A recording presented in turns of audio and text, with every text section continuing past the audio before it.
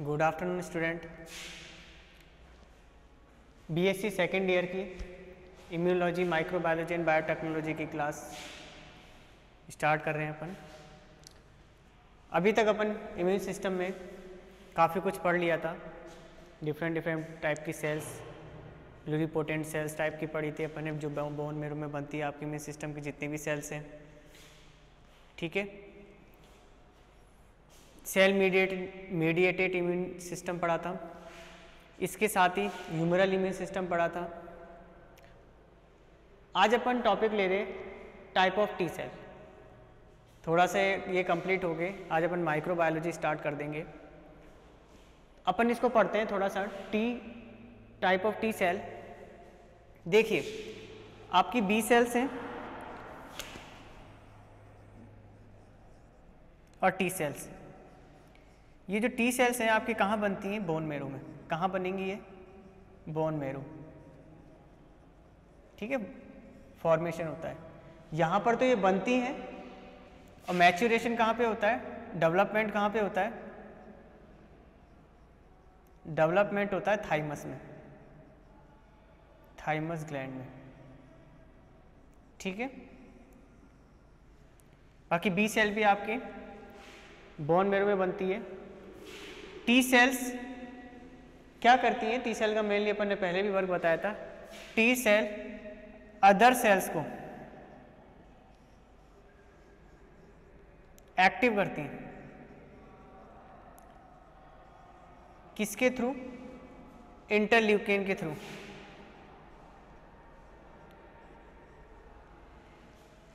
ठीक है, other cell में मेनली ये plasma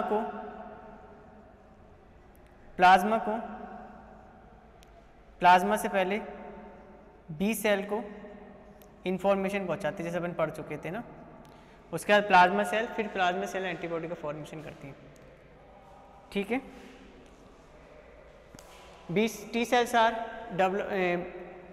cells are made in bone marrow but development and maturation are in thymus gland. Clear है यहाँ तक? ये छोटी सी बात थी एक।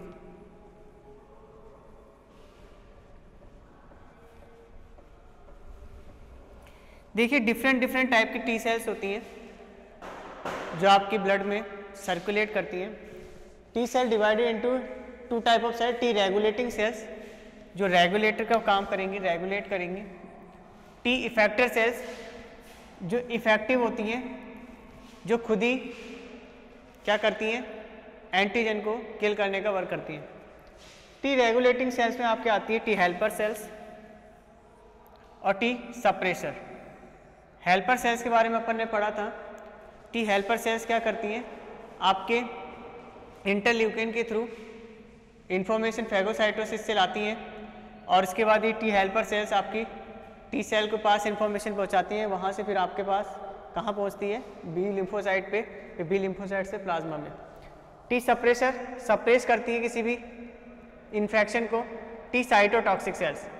साइटोटॉक्सिक सेल्स जो होती हैं ये टॉक्सिक सब्सटेंस में जब बॉडी में आता है तब ये T cytotoxic cell antitoxic substance का रिलीज करती हैं, एंटीटॉक्सिक। ठीक है, हाइपर सेंसिटिव सेल, ये भी टी टाइप की सेल्स हैं जो इफेक्टर सेल्स हैं, जो बहुत ज़्यादा सेंसिटिव होती हैं। ये भी एक्टिव हो जाती हैं आपके एंटीजन एंटर करते ही। ये भी इफेक्टर सेल्स हैं, ये सप्रेसर सेल्स हैं, और ये हेल्पर सेल्स हैं। ठीक है, हेल्पर सेल्स इंटरल्यूकिन अपन ने पढ़ा था ह्यूमरल एंटीबॉडीज़ में कि जो क्या था उसमें इंटरल्यूकिन के थ्रू केमिकल इंफॉर्मेशन के थ्रू इंफॉर्मेशन ट्रांसफ़र हुई थी फेगोसाइटोसिस से T cell T helper cells में आई थी। ठीक है, तो इस तरीके से देख लो एक बार।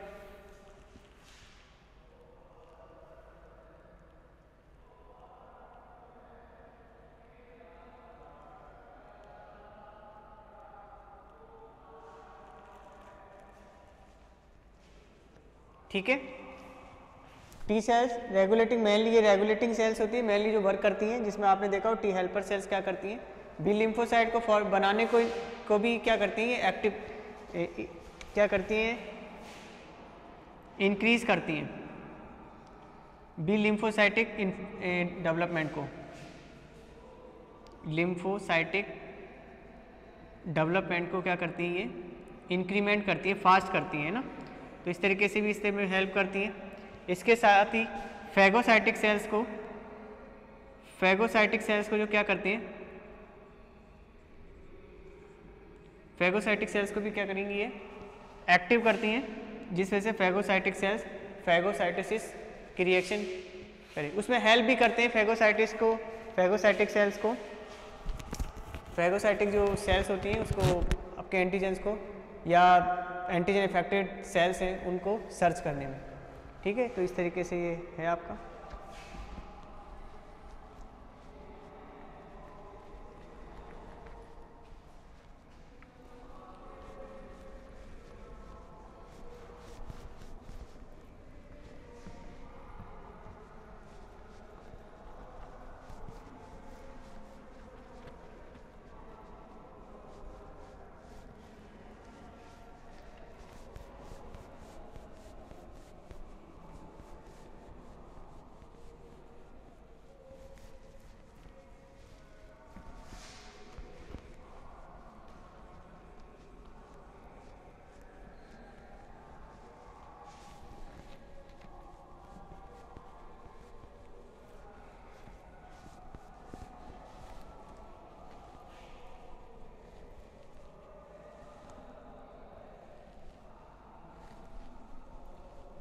अब देखिए आगे चलते हैं अपन, आगे अपन देखते हैं एनके सेल्स, जिसके बारे में अपने पहले पढ़ लिया था, natural killer cells, natural killer cells ये भी एक टाइप की सेल्स हैं आपकी।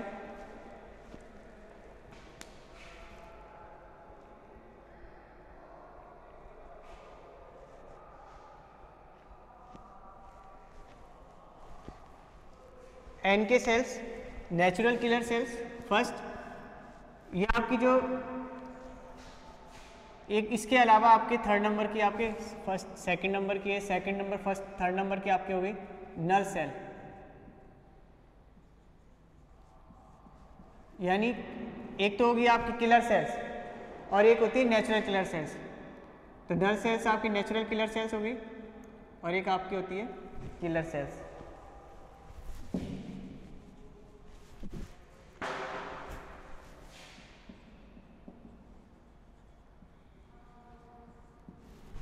किलर सेल, ठीक है, नेचुरल किलर सेल्स आपकी नल सेल्स कहलाएगी और एक होती है आपकी किलर सेल्स। इस तरीके की आपकी सेल्स हैं जो आपके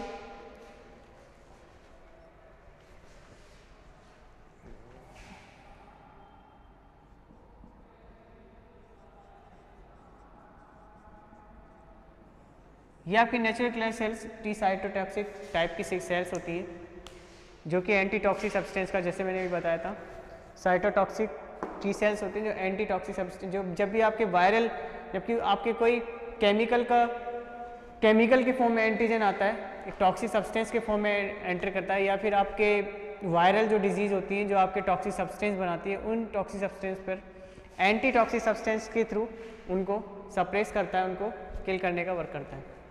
ठीक है, आगे चलते हैं। इस तरीके से टी सेल्स की डिवाइडेशन अपन ने पढ़ा, नेचुरल किलर सेल पहले पढ़ चुके हैं और किलर सेल्स होती हैं आपके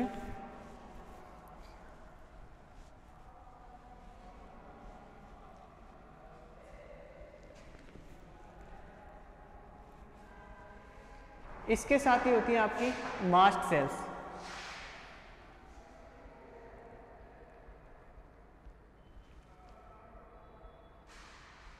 कौन सी होती है? Mast cells. काफ़ी बड़े साइज में होती है मास्ट सेल्स, इनका न्यूक्लियस जो होता है वो लार्ज होता है, लार्ज डेवलपमेंट, ये क्या कहते हैं इसको, फॉर्मेशन इन बोन मेरो, वही डेवलपमेंट थाइमस में। इसके साथ ही ये कहाँ प्रेजेंट होती है? ये आपकी म्यूकस एपिथेलियम में, अगर अपन देखा जाए बॉडी में कहाँ मिलेगी तो म्यूकस एपिथेलियम में। सेकंड आपके मैक्सिमम स्किन पर मिलेगी, आपके स्किन की लेयर पे आपके एपिथेलियम वहाँ पर भी होता है। और इसके अलावा आपके कनेक्टिव टिश्यू में।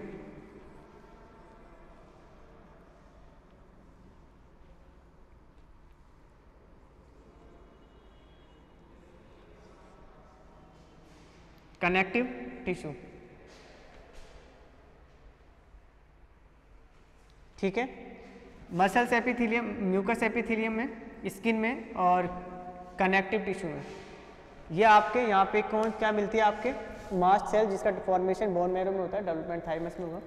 इस तरीके से आपके म्यूकस एपिथेलियम में स्किन एंड कनेक्टिव टिश्यू में मिलती है, ठीक है। तो मास्ट सेल के बारे में हमने थोड़े से जाना।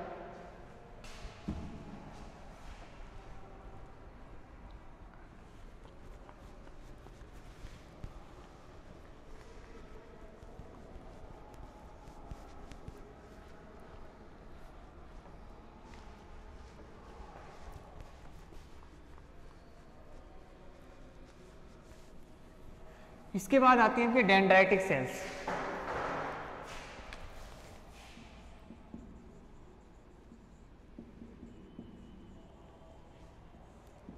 डेंड्राइटिक सेल्स, डेंड्रॉन जानते हैं आपके, एक्सोन और डेंड्रोन्स कुछ उस तरीके की होती है, नर्वस सिस्टम से रिलेटेड नहीं, उसके जैसे दिखने में उसके जैसी होती है आपकी डेंड्रॉन्स की जैसी, इसलिए इसे डेंड्राइटिक सेल्स कहते हैं। या आपकी immune system, immune related cells है आपकी सेल। क्लियर है? देखिए एक बार,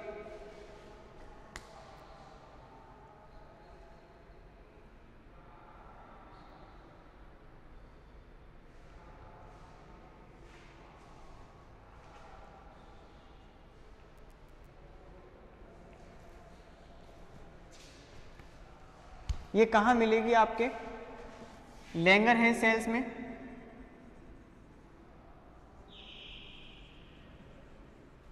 फर्स्ट, सेकंड इंटरइंटेस्टाइनल में,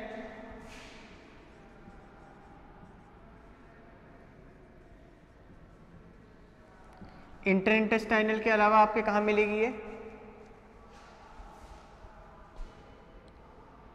मेनली आपकी ये दो जगह मिलती है, इंटरइंटेस्टाइनल, लैंगरहैंस। इसके अलावा भी और जगह मिलती है, लिखिए आप इसको।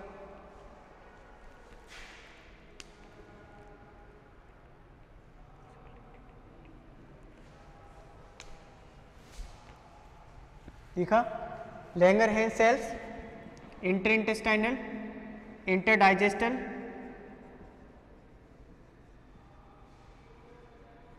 इसके अलावा आपके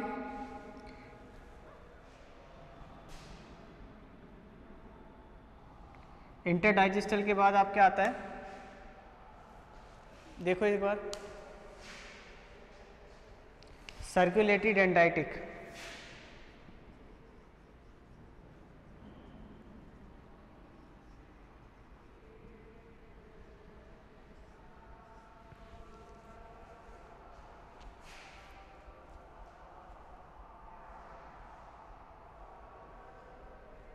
ठीक है, लैंगरहैंस, इंटरइंटेस्टाइनल, इंटरडाइजेस्टल एंड सर्कुलेटरी डेंड्राइटिक, इस तरीके की आपकी इम्यून रिलेटेड सेल्स हैं आपके डेंड्राइटिक सेल्स। ठीक है, ये भी आपके किसमें, इम्यून सिस्टम में हेल्प करती हैं एंटीजन किल करने में। फैगोसाइटिक सेल्स भी होती है एक तरीके से। तो ये तो हो गया अपना, थोड़ा सा अगर कुछ बचा होगा तो हम देख लेंगे। ये हो गया आपका इम्यून सिस्टम से रिलेटेड पार्ट। अब पढ़ते हैं अपन माइक्रोबायोलॉजी।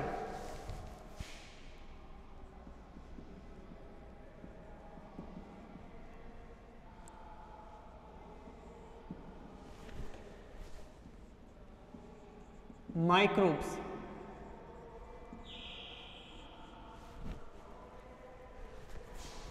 क्या होते हैं microbes? What is the microbes?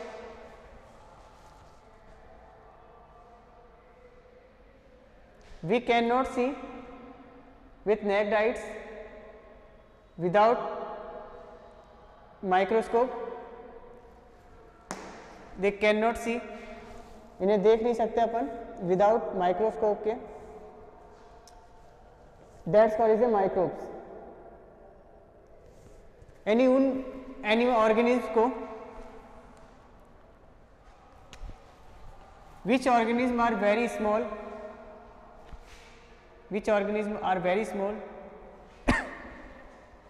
they called microbes. How can identify the microscope, जो माइक्रो ऑर्गेनिज्म है, how can identify कि micro organism are very small. कैसे पता चलेगा माइक्रो ऑर्गेनिज्म कैसे होते हैं, बहुत छोटे होते हैं. माइक्रोस्कोप के थ्रू. तो आपको पता है जब अर्थ का अपनी अर्थ बनी तो स्टार्टिंग में सबसे पहले अर्थ पर क्या आए, माइक्रोब्स आए, यानी प्रीमिटिव एनिमल्स आए, एक तरीके से कह सकते हैं. दैट इज ऑर्गेनिज्म एंड कैसे लिविंग थिंग्स, कैसे ऑर्गेनिज्म में लिविंग. स्टार्टिंग में माइक्रोब्स में चेंज होते गए, आगे आगे धीरे धीरे कॉम्प्लेक्सिटी बढ़ती गई. इसमें पहले सिंपल टाइप के प्रिमिटिव एनिमल थे, धीरे धीरे कॉम्प्लिकेटेड होते गए, आकार में बढ़ते गए, बड़े हो गए. ठीक है, जिसे एवोल्यूशन कहा गया. ठीक है, बट लाखों करोड़ों microbes are present in earth in present time. Beneficial भी हैं आपके और हार्मफुल भी हैं. दोनों ही तरीके से प्रेजेंट है आपके अर्थ पे. बेनिफिशियल बैक्ट माइक्रोब्स भी हैं और हार्मफुल भी हैं. तो जब माइक्रोब्स, हमें पता नहीं था माइक्रोब्स होते हैं नहीं होते हैं, अपन स्टार्टिंग में कुछ नहीं जानते थे, क्योंकि अपन देख ही नहीं सकते, इनको देख नहीं सकते, उनके बारे में कैसे बताएं अपन कि माइक्रोब्स है नहीं है, जब देखा ही नहीं जा सकता तो कैसे. तो सबसे पहले रॉबर्ट हुक ने माइक्रोस्कोप की डिस्कवरी की. जब माइक्रोस्कोप बनाया उन्होंने, तो उन्होंने प्लांट्स में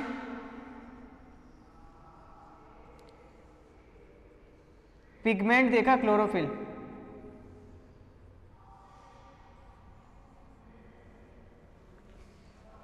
और इसी माइक्रोस्कोप से उन्होंने कुछ माइक्रोब्स भी देखे. तो उन्होंने कहा कि अर्थ पे छोटे ऐसे एनिमल्स हैं, छोटे ऐसे ऑर्गेनिज्म हैं जो एक लिविंग थिंग के फॉर्म में है और कुछ एक्टिविटी शो करते हैं. दे have a different type of activities. Microbes की डिस्कवरी के बाद हमें माइक्रोस्कोप की डिस्कवरी के बाद हमें माइक्रोब्स का पता चला. अभी हमें कोई नाम डिसाइड नहीं था कि माइक्रोब्स में बैक्टीरिया है या वायरस है. धीरे धीरे डिस्कवरी हुई और डिस्कवरी के साथ ही हमने माइक्रोब्स को 2 टाइप में डिवाइड कर दिया. 2 नहीं, डिफरेंट टाइप के, 3-4 टाइप के. तो माइक्रोब्स में बैक्टीरिया को इंक्लूड किया गया. We include in virus, we include in fungi and algae.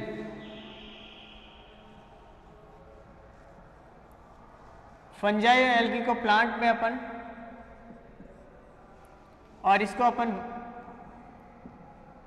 Plant and animal दोनों में यूज करते हैं ना. बैक्टीरिया एंड वायरस प्लांट में भी मिलेंगे और ह्यूमंस में भी, यानी ऑर्गेनिज्म एनिमल्स में भी मिलेंगे. Fungi and algae are study in plant because they have a spores.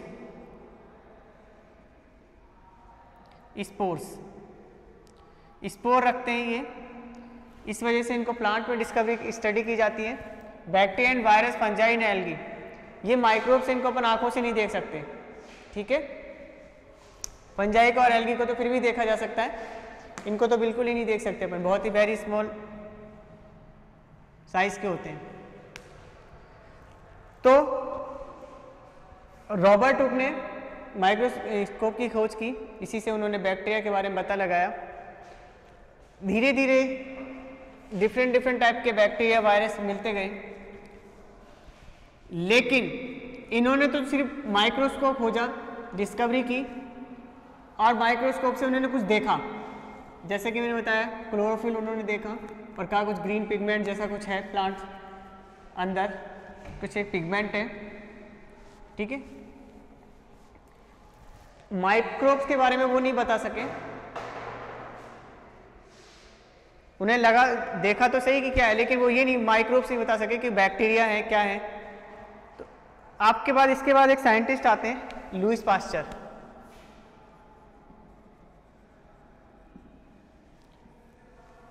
Lewis pasture ने बैक्टीरिया के बारे में बताया। लुईस पास्चर रॉबर्ट हुक से इफेक्टेड क्या प्रभावित थे, उनकी बातों से प्रभावित थे। तो लुईस पास्चर ने बैक्टीरिया के बारे में बताया। तो लुईस पास्चर ने एक डिस्कवरी, एक प्रैक्टिकल किया, ऐसे ही नहीं बताया, उन्होंने प्रैक्टिकल किया और उन्होंने पास्चुरेशन की टेक्निक बताई। यानी लुईस पास्चर ने बैक्टीरिया के बारे में तो बताया, इसके कंप्लीटली नहीं बताया। उन्होंने बताया कि बैक्टीरिया होते हैं और बॉयल करने से बैक्टीरिया किल हो जाते हैं। अगर जिसको, और देखो उन्होंने क्या कहा, एक्सपेरिमेंट के थ्रू समझते हैं, आपको अच्छे से समझ में आएगा। उन्होंने फ्लास्क लिए इस तरीके से,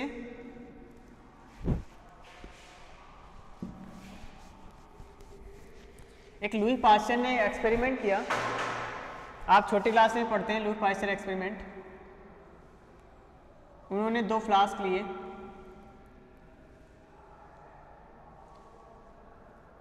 दोनों में ही उन्होंने क्या रखा, मीट।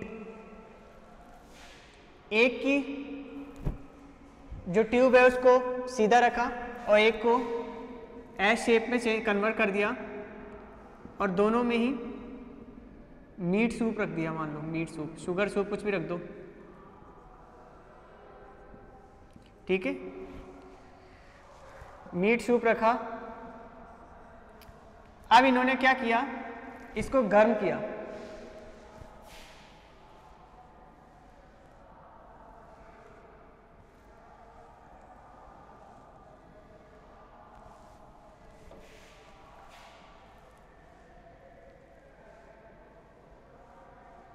क्या किया, इसको बॉयल किया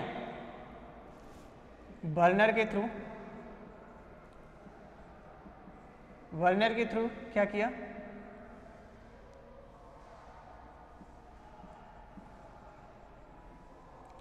बॉयल।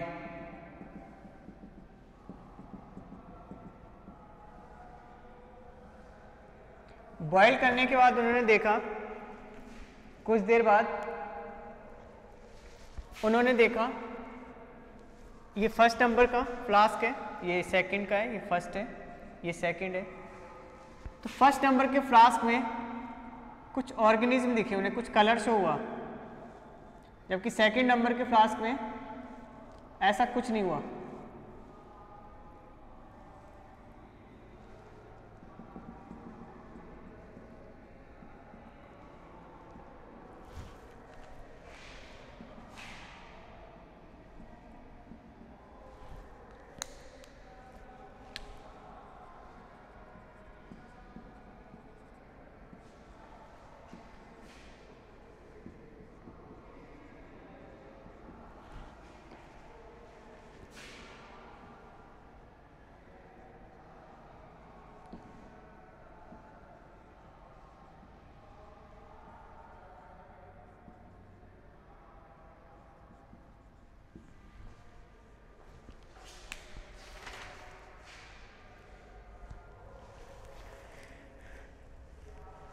पास्चर टेक्निक के थ्रू उन्होंने देखा कि हमने 2 टेस्ट ट्यूब, 2 बर्नर लिए, 2 फ्लास्क लिए, दोनों में मीट सूप को रखा उन्होंने, शुगर सूप भी रख सकते हैं।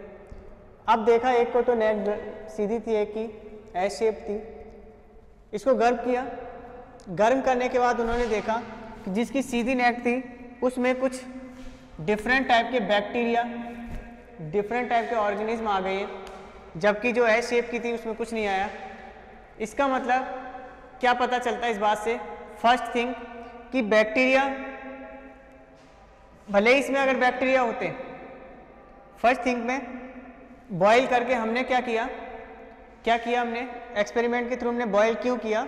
इसका रीज़न ये था पाश्चर एक्सपेरिमेंट में कि बॉयल करके हम इसमें अगर कोई बैक्टीरिया हो, पहले से कोई ऑर्गेनिज्म हो, तो वो कैसा हो जाए? डेड हो जाए। तो उसलिए हमने डिग्रेड हो जाए, इसलिए हमने इसको बॉयल किया। बॉयल करते ही दोनों कैसे हो गए? बैक्टीरिया फ्री सॉल्यूशन हो गए, सूप हो गए। अब थोड़ी देर के लिए हमने इसको ठंडा होने के लिए रखा, और ठंडा होने के बाद हमने इसको ऐसे ओपन छोड़ दिया, तो एयर के थ्रू बैक्टीरिया आपके इस सॉल्यूशन में एंटर कर गए, जबकि इसमें एयर के थ्रू तो करते लेकिन सीधी इनको जगह नहीं मिली। ठीक है, अब ऐसे उनको थोड़ी पता है ऐसे घूम के जाना है, अगर पहुंचे भी होंगे तो यहाँ चिपक गए होंगे यहाँ पे, ठीक है ना, इस तरीके से यहाँ पर बैक्टीरिया आ गए होंगे, इस अंदर तक नहीं पहुँच पाए। तो इस तरीके से एनवायरनमेंट में एयर के through bacteria and virus transfer करते रहते हैं और किसी भी फूड में अपनी ग्रोथ को बढ़ा सकते हैं। ठीक है, इसलिए उनका एयर में बैक्टीरिया प्रेजेंट होते हैं, बहुत ही स्मॉल टाइप के। बैक्टीरिया फ्री करने के बाद भी बैक्टीरिया एंटर कर गए। तो इस तरीके से पाश्चुरेशन से उन्होंने ये बताया कि हम अगर पाश्चुरेशन में क्या करते हैं, पाश्चुरेशन टेक्निक में क्या होता है कि अगर हम बॉयल करके किसी चीज़ को बॉयल करने के बाद इसको क्लोज कर दें, ठीक है, जैसे इसमें ओपन था और इसमें क्लोज, तो क्लोज अगर करके रखें तो उसमें बैक्टीरिया नहीं आएगा। ऐसा ही अपन मिल्क के अंदर करते हैं 67 डिग्री पे। मिल्क में क्या करते हैं अपन 67 डिग्री सेंटीग्रेड पे इसको बॉयल करते हैं, ठीक है, बॉयल करके फिर इसको ठंडा करते हैं, ठीक है, ठंडा करके फिर इसको पैक कर देते हैं। पैक करने के बाद आप इसको कितने भी टाइम तक रखो, इसमें बैक्टीरिया ग्रोथ नहीं करेंगे। बॉयल करने का रीज़न यही है कि इसके अंदर क्या करते हैं, बैक्टीरिया फ्री कर देते हैं। बैक्टीरिया फ्री करने के बाद अगर ओपन रखा तो बैक्टीरिया लुईस पाश्चर टेक्निक के थ्रू के अकॉर्डिंग आ जाएंगे, बैक्टीरिया ग्रोथ कर जाएंगे। अगर इसको क्लोज रखा बैक्टीरिया नहीं आएंगे, बैक्टीरिया फ्री रहेगा वो, ठीक है। इसीलिए मिल्क में पाश्चुरेशन टेक्निक बताई जाती है, इसलिए गर्म किया जाता है। अगर गर्म नहीं करें तो वो bacteria direct E coli bacteria होता है मिल्क में, जो कि एनिमल्स के थ्रू आ जाता है, जो आपके एक डिजीज़ आपके अमीबियाटिक आपकी डिजीज़ होती है, अमीबा से रिलेटेड, वो डिजीज़ कॉज कर देता है, ठीक है। तो इस तरीके से आपकी कुछ डिजीज़ होती है जो कॉजेज कर देता है इकोलाई से रिलेटेड, तो इसलिए उससे बचने के लिए कुछ, हाँ, तो इस तरीके से आपको पाश्चुरेशन समझ में आया। देखो एक बार,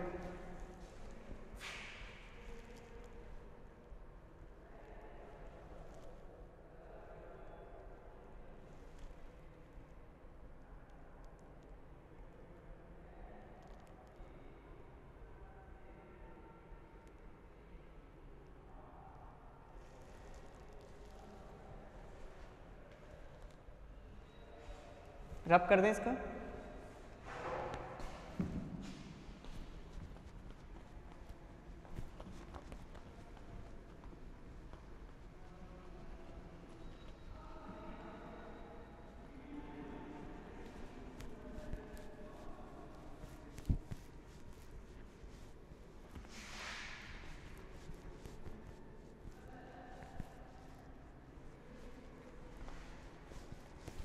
तो लुई पाश्चर का आपका एक्सपेरिमेंट सिंपल समझ में आ गया। पाश्चुरेशन में बस समझ में आ गया होगा मिल्क की पाश्चुरेशन क्यों करते हैं।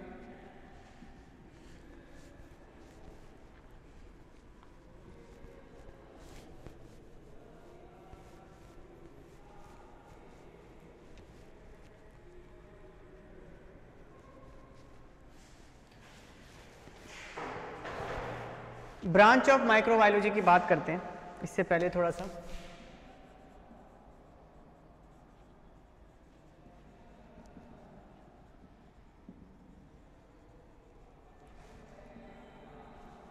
फर्स्ट नंबर की आती है आपकी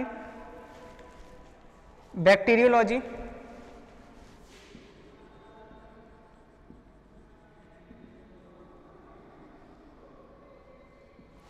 वायरोलॉजी,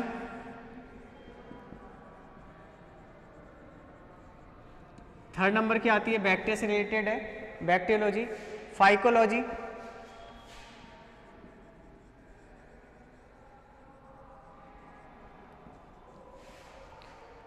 देखिए आप इसको,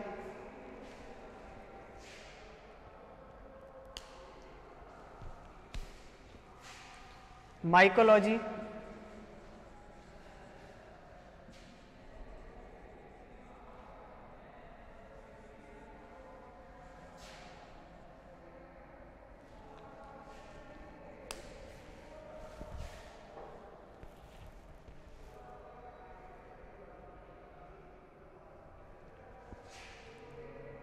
कितने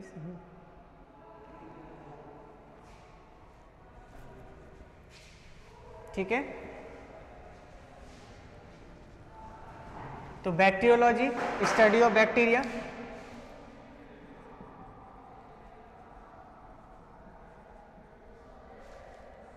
virology study of virus,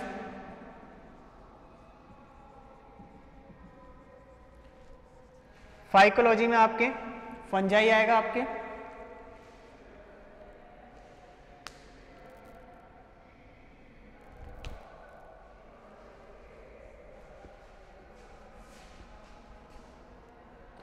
study of algae, fungi नहीं sorry algae, study of algae, mycology में आपके आ जाएगी study of fungi.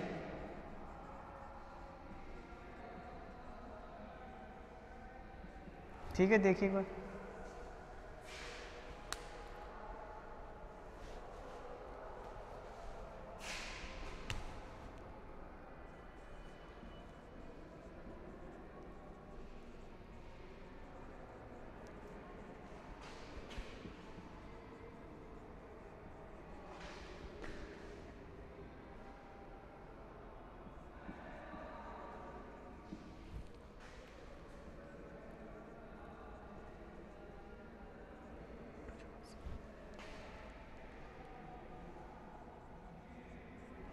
Protozoa, protozoa,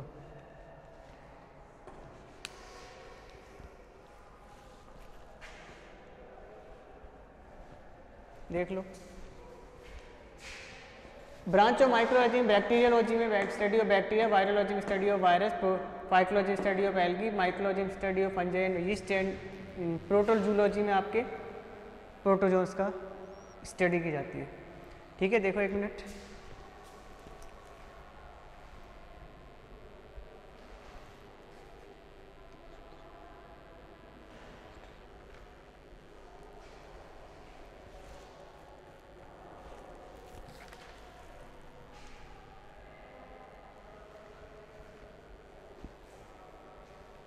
आगे चलें, रब कर दें इसको।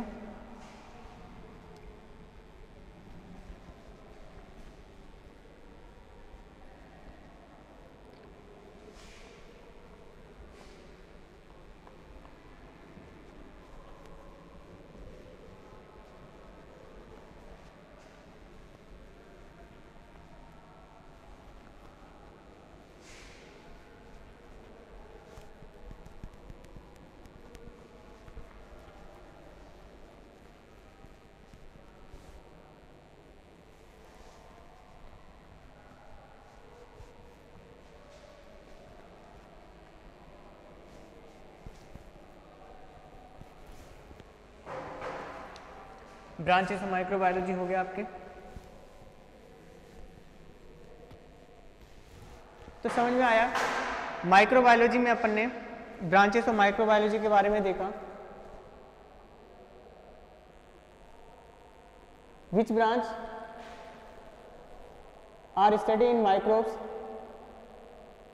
That's called is a micro organism, microbiology. ठीक है, जिन्हें अपन आंखों से नहीं देख सकते, we can not see naked eyes, so we call micro organism. Micro organism में आपने आगे क्लैरिफाई किया क्या कि आपको आपके लुई पास्चर साइंटिस्ट थे। लुई पास्चर साइंटिस्ट ने इससे पहले रॉबर्ट हुक जिन्होंने आपके माइक्रोस्कोप की डिस्कवरी की, उसके बाद लुई पास्चर आए, उन्होंने बताया कि किसी भी सॉल्यूशन में या किसी भी फूड में एक बार पास्चुरेशन के आफ्टर पास्चुरेशन माइक्रो ऑर्गेनिज्म तब तक डेवलपमेंट नहीं, तब तक उसमें ग्रोथ नहीं कर सकता जब तक वहाँ तक पहुँचने के लिए उसको जगह ना मिले। यानी एयर में तो प्रेजेंट है लेकिन वहाँ तक पहुँचना चाहिए। यानी और दूसरी बात उन्होंने ये कही कि एक बार अपन बॉयल करके किसी भी फूड को या किसी भी सॉल्यूशन को बॉयल करके उसको स्टेराइज किया जा सकता है, बैक्टीरिया फ्री कर सकते हैं। इसके बाद आप उसको पैक करें, पैक करने के बाद काफ़ी दिन तक चलाएं, कोई दिक्कत नहीं है। तो स्टेलाइजिंग की प्रोसेस, बैक्टीरिया फ्री प्रोसेस। इसके साथ फिर आए आपके रॉबर्ट कोच, एक साइंटिस्ट आए रॉबर्ट कोच। रॉबर्ट कोच एक महामारी आई, इसमें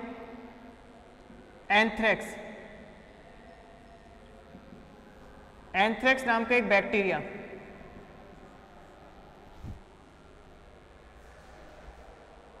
एंथ्रेक्स एक डिजीज है।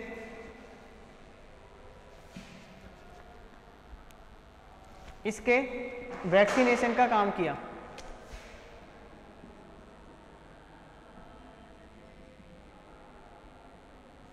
ये बीमारी जो आपके मवेशी होते हैं, गाय भैंस बकरी मवेशियों में देखी गई। इसके साथ ही एक डिजीज आई चिकन पॉक्स।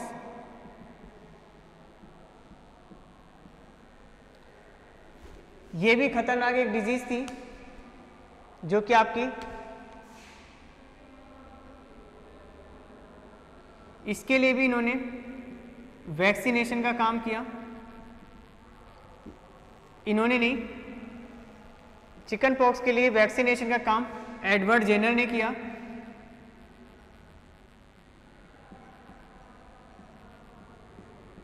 और एंथ्रेक्स पे काम रॉबर्ट कोच ने किया। ठीक है, देखो एक minute.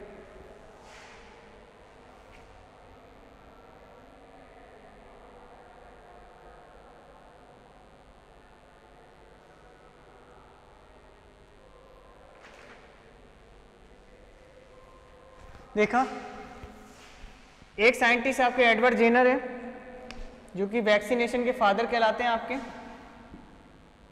Father of vaccination.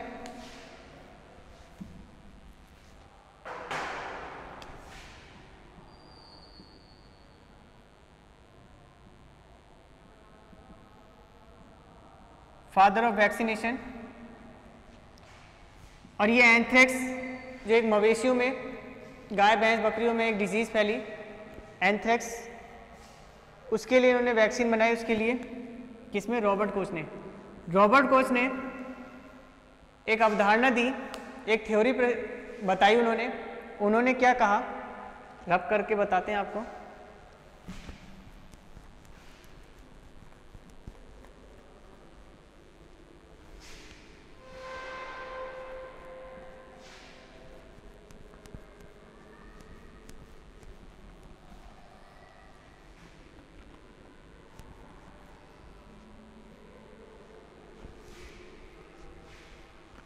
Robert Koch ने कहा कि हम कोई बैक्टीरिया लेते हैं, समझने की कोशिश करना।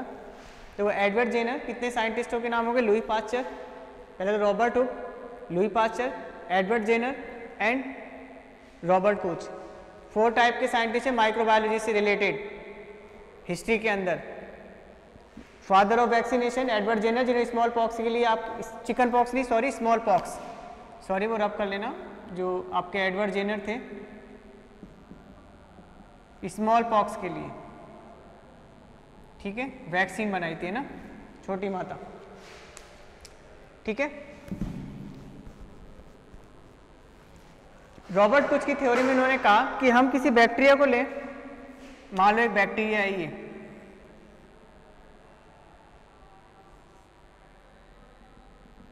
ये एक बैक्टीरिया है, ठीक है।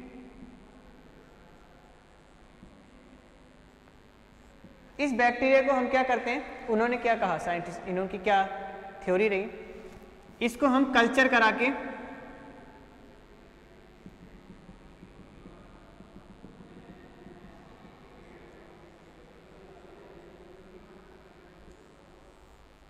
कल्चर कराएं, और कल्चर करा के हम क्या करें, इसकी ग्रोथ बढ़ाएं, ग्रोथ बढ़ा सकते हैं अपन इसकी, है ना, काफ़ी सारे।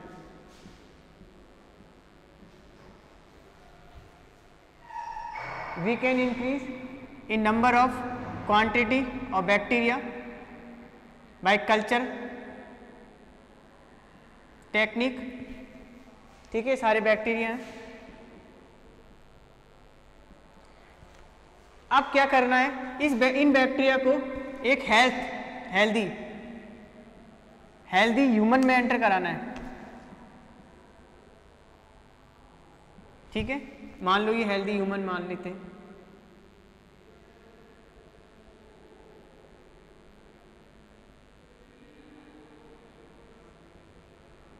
ठीक है। इसके अंदर हमने क्या किया, ये बैक्टीरिया को एंटर करा दिया, ठीक है, क्लियर है। अब उन्होंने क्या कहा कि हम एक किसी बैक्टीरिया को लेके उसको कल्चर कराएं, कल्चर कराने के बाद किसी ह्यूमन में हेल्दी ऑर्गेनिज्म में एंटर करा देते हैं, तो डिजीज आ जाती है इसके अंदर, क्या आ जाती है, डिजीज कॉज करेगा ये बैक्टीरिया।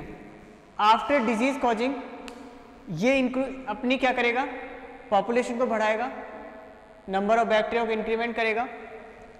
अब इसको क्या करते हैं अपन, इसी हेल्दी पेशेंट से, पर्सन से इस बैक्टीरिया को बाहर निकाल लिया हमने, बाहर निकाल लिया। अब इसको वापस से हम क्या कराते हैं, इंक्यूबेट कराते हैं कल्चर मीडिया में। फिर हमें यह अपन को काफ़ी सारे इसी तरीके के बैक्टीरिया अपन कल्चर से आइसोलेट कर सकते हैं, ठीक है। तो ये इन्हों की रॉबर्ट कोच की एक थ्योरी रही कि उन्होंने कहा बैक्टीरिया को हम पहले कल्चर कराएं, काफ़ी संख्या में बना लें, फिर उस बैक्टीरिया को किसी हेल्दी पर्सन में डालें, वो डिजीज़ कॉज होगा, डिजीज़ कॉजेज बैक्टीरिया को हम वापस से निकालें और वापस से हम कल्चर में डालें, और उसको कल्चर मीडिया के थ्रू उसको फिर वापस इंक्रीमेंट कराएं और आइसोलेट कराएं। तो इन दोनों को देखा जाए तो दोनों ही कैसे होंगे, सेम होंगे। क्लियर है, कोई चेंजेस नहीं आया है, क्लियर है, देख लो एक मिनट।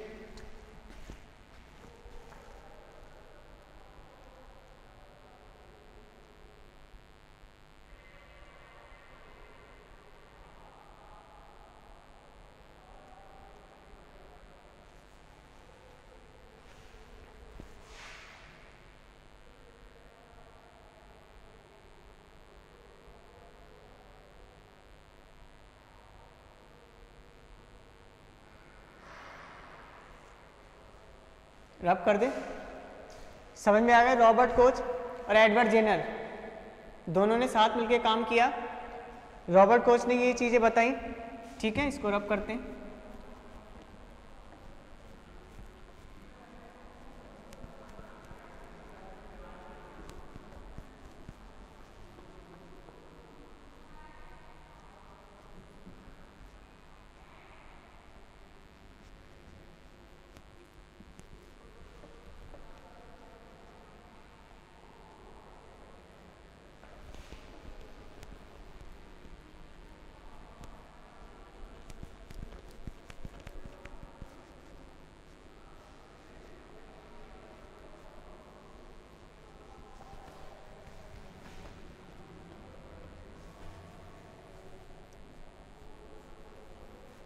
तो आज अपन बैक्टीरिया के बारे में, माइक्रोबायोलॉजी का नॉर्मल बात करें, तो साइंटिस्टों के बारे में बताया उन्होंने क्या क्या देखा, एक सिंपल सी थ्योरी देखी अपन ने।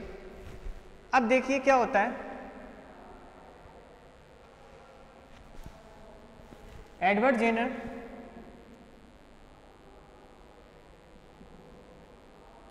एडवर्ड जेनर ने, जिन्हें फादर ऑफ वैक्सीन कहा जाता है, फादर ऑफ वैक्सीनेशन कहा जाता है, जिन्होंने स्मॉल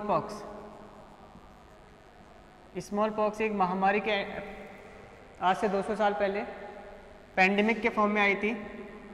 इसके साथ एक डिजीज़ थी काउ पॉक्स, जो कि मवेशियों में आ गई थी, गायों में, ठीक है। इन दोनों के लिए इन्होंने क्या किया, वैक्सीन का फॉर्मेशन किया।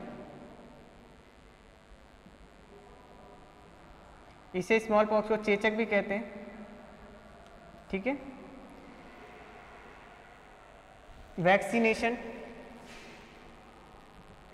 वैक्सीनेशन का काम किया, ठीक है। तो इस तरीके से एडवर्ड जेनर के बारे में पढ़ने जाना थोड़ा सा।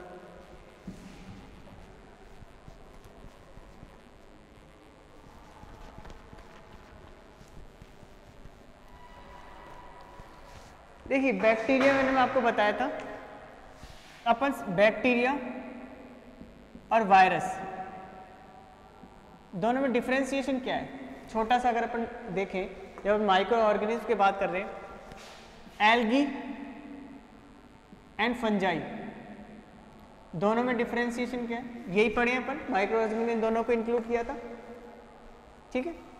बैक्टीरिया तो क्या होता है आपका, एक लिविंग ऑर्गेनिज्म है, और कैसा है, यूनिसेल्यूलर,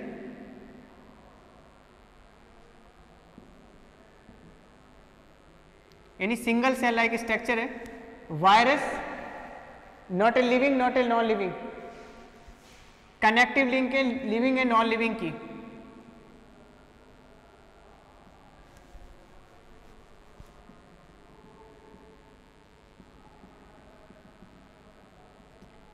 ठीक है, connective link of living and non living, because virus अभी यहां पे पड़ा है, जैसे कोरोना वायरस को ले लें, अब बाहर तो उसको, बाहर अगर आपके कहीं पर भी मिलेगा वो वायरस, कोई प्रॉब्लम नहीं है, कोई उसके अंदर कोई डुप्लीकेशन नहीं हो रहा, अकेला सिंगल है तो सिंगल ही पड़ा रहेगा, कोई एक्टिविटी शो नहीं कर रहा, इनएक्टिव फॉर्म में। यानी वायरस देखो बना है वायरोलॉजी, ठीक है, वायरोलॉजी में स्टडी करते हैं, बताया था अभी।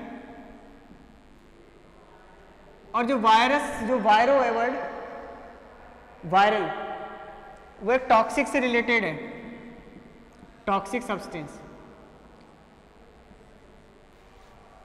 जो वायरोलॉजी स्टडी करते हैं, वायरो जो वर्ड है, जो टॉक्सिक सब्सटेंस है, जो कि एक प्रोटीन है।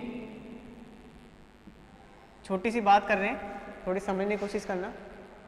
माइक्रोबायोलॉजी में हमने एल्गी एंड फंजाई को लिया, बैक्टीरिया एंड वायरस को साथ लिया। बैक्टीरिया और living organism and unicellular, life को बाहर भी उसी तरीके से सर्वाइव करेगा जैसे कि अंदर कर रहा है अपनी बॉडी के अंदर, ठीक है। बट वायरस बाहर तो इनएक्टिव रहेगा, कोई एक्टिविटी शो नहीं करेगा। जैसे इसको बॉडी मिलेगी, कोई सी भी, डेड बॉडी नहीं, लिविंग बॉडी, कोई सा भी लिविंग ऑर्गेनिज्म उसको मिलता है अपनी लाइफ को सर्वाइव करने के लिए, वो एक्टिविटी शो करने लग जाएगा। एक्टिविटी शो कैसे करेगा? वायरस क्या है? एक सिंपल, ये या तो डीएनए है, या फिर आरएनए है, या फिर कैप्सिड है, या तो प्रोटीन का ये है, ये भी बीमारी कॉज करता है, ये तो डीएनए है या फिर आरएनए। ये डीएनए आरएनए अपने जीनोम यानी अपना खुद का जो डीएनए उसके साथ अटैच हो जाता है, क्या हो जाता है? जुड़ जाता है, और जुड़ के आरएनए के साथ जुड़ के ये क्या बनाता है? आरएनए के साथ अटैच होके RNA plus virus RNA protein. और ये जो प्रोटीन होता है वो कैसा होता है? टॉक्सिक होता है। कैसा होता है? टॉक्सिक, आपकी बॉडी के लिए हार्मफुल होगा। और ये टॉक्सिक सब्सटेंस आपके ब्लड में डिसॉल्व हो जाता है, और वीक इम्यूनिटी पावर वाले पर्सन, जिनकी इम्यूनिटी वीक होती है, वो इसको झेल नहीं पाते, इम्यून सिस्टम इतना एक्टिव हो नहीं पाता है, रेस्पॉन्स नहीं कर पाता है, और धीरे धीरे क्या करते हैं? आपके सभी ऑर्गन को डैमेज करने लग जाते हैं। ठीक है, टॉक्सिक सब्सटेंस है, पॉइजन है बॉडी में आपकी। ऑक्सीजन की क्वांटिटी को देखो, कोरोना में भी तो यही होता है। Corona just like a virus. Corona क्या है? एक वायरस ही तो है।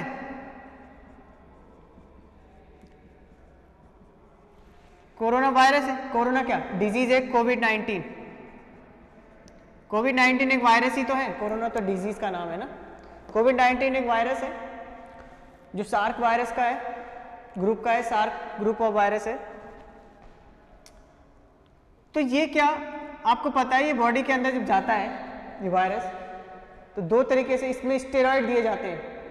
सुना होगा आपने, जब कोई वायरल डिजीज होती है, जब बॉडी में कोई वायरल डिजीज होती है तो स्टेरॉइड दिए जाते हैं। स्टेरॉइड क्या करते हैं अपनी बॉडी में? स्टेरॉइड आपकी बॉडी को, जैसे कॉर्टिकोस्टेरॉइड है, ग्लूकोकॉर्टिकोस्टेरॉइड है, ये स्टेरॉइड है ना, ये बॉडी में क्या करते हैं? आपके इम्यून सिस्टम को सप्रेस करते हैं। क्या करते हैं? सप्रेस। क्यों? सप्रेस करने से क्या होता है, इसको बाद में पढ़ेंगे, सिंपल सा भी चलो। सप्रेस करने से होता है ऑर्गन डैमेज होने से बच जाते हैं। आगे अच्छा टॉपिक पूरा आएगा तब पढ़ेंगे। ठीक है, तो इसके साथ ही ऑक्सीजन लेवल में जो बताना चाहता हूं वो समझो। ऑक्सीजन लेवल जो होता है वो डाउन हो जाता है। Is that clear? Oxygen level जब डाउन हो रहा है तो बॉडी में ऑक्सीजन नहीं मिलेंगे ऑर्गन को, तो सिंपल सी बात है वो खत्म ही होने, डैमेज ही होने। जब ऑक्सीडेशन ही नहीं होगा, एनर्जी नहीं मिलेगी। क्लियर है? तो ये कोविड-19 जो वायरस है बॉडी में जाके, इसका जो आरएनए या डीएनए है वो मूल डीएनए या जीनोमिक डीएनए के साथ अटैच होके प्रोटीन बनाता है। प्रोटीन कैसा होता है? टॉक्सिक। ठीक है। Algae and fungi. एल्गी तो टोटली प्लांट होते हैं। फंजाई ये क्या होती है? फंगस। आपने ब्रेड पे लगी हुई देखी हुई ग्रीन कलर की फंगस, रिंगवर्म हो जाता है। रिंगवर्म में देखी हुई दाद हो जाती है। ये भी क्या है? फंगस। ठीक है, रोटी पे लग जाती है, ब्रेड पे बता दिया, सब्जी पे, अचार पे वाइट वाइट कलर की, ग्रीन ग्रीन कलर की लेयर आ जाती है, वो भी क्या है? फंगस। तो फंगस की स्टडी और एल्गी, ये क्लोरोफिल फ्री होते हैं, क्लोरोफिल फ्री, और ये क्लोरोफिल विथ क्लोरोफिल होते हैं ये। ठीक है, एल्गी विदाउट क्लोरोफिल भी होते हैं। तो इस तरीके से हमने bacteria, virus, algae and fungi में। अब देखिए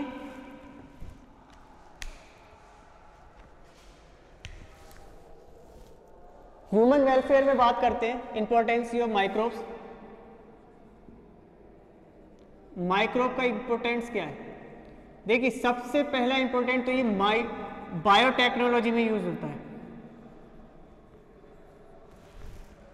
कैसे?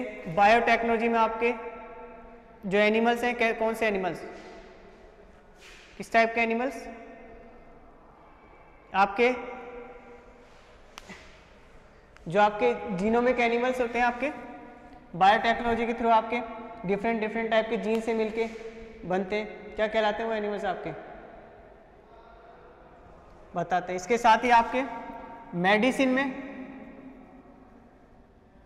इसके साथ ही आपके फूड एंड अल्कोहल फर्मेंटेशन में, या फर्मेंटेशन बोल दो, फर्मेंटेशन।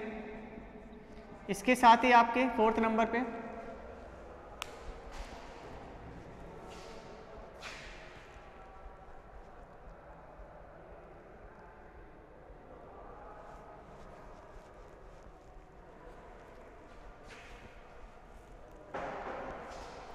फर्मेंटेशन, मेडिकेशन, इसके साथ ही एंटीबायोटिक फॉर्मेशन।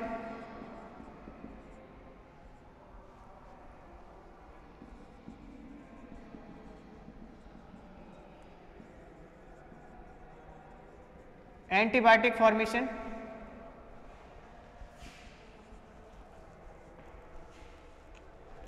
इसके साथ ही हार्मोनल एंड मेडिसिन में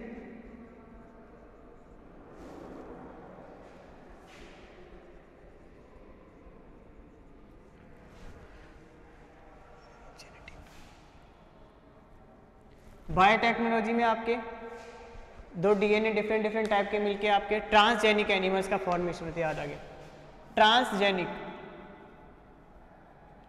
animal and plant.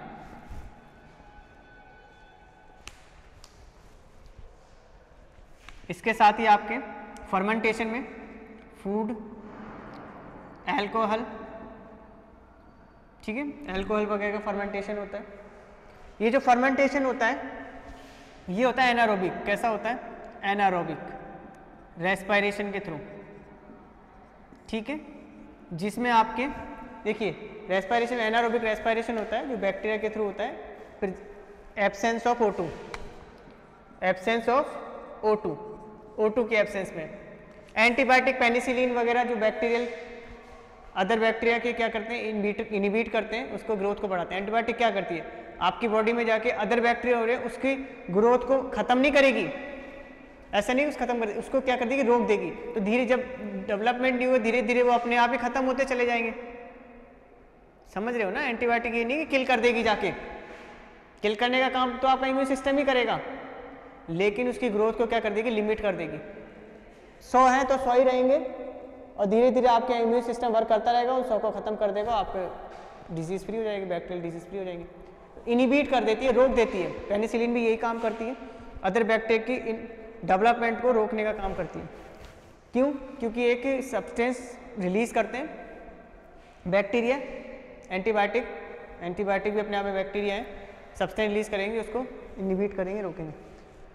Hormonal medicine, hormonal medicine होता है एस्ट्रोजन प्रोजेस्टेरोन हार्मोन से रिलेटेड आती हैं आपके, थायरॉक्सिन हार्मोन से रिलेटेड आपकी मेडिसिन है, ठीक है। सुना है आपने थायरॉक्सिन से, वो आपके थायरॉक्सिन में आपके इंसुलिन हार्मोन के थ्रू आपके जो मेडिसिन बनते हैं, इंजेक्शन बनते हैं, ठीक है। तो इस तरीके से ये है आपकी, देख लीजिए एक बार।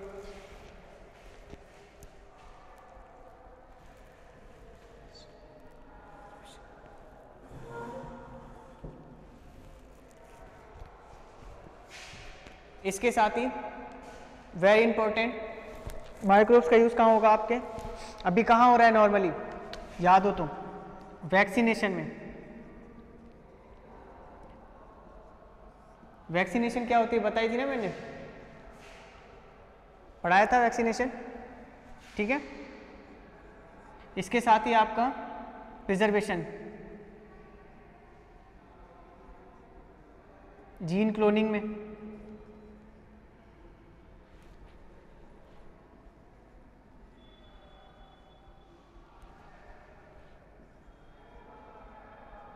क्लोनिंग, ठीक है। इस तरीके से आपके माइक्रोबायोलॉजी को अपन ने स्टार्ट किया।